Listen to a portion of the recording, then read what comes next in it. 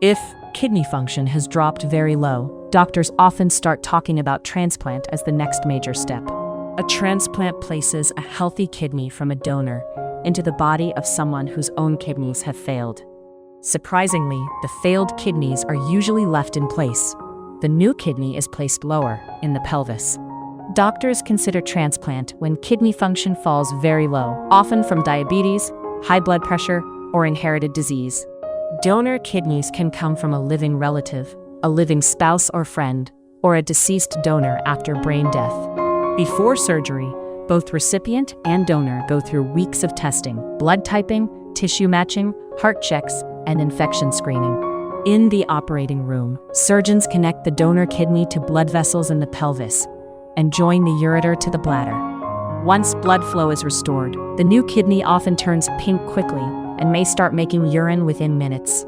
For living donors, surgeons usually remove the kidney through small keyhole incisions with a shorter recovery than open surgery.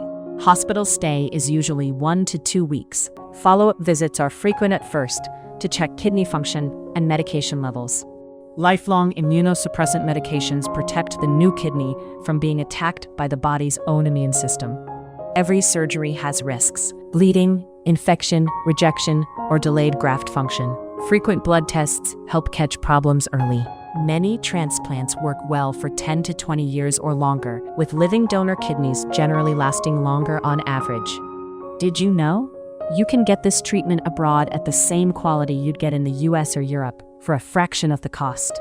Ginger Healthcare is one of the world's most trusted medical travel companies.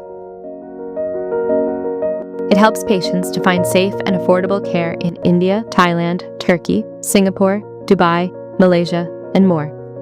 Visit ginger.healthcare or check the description for details.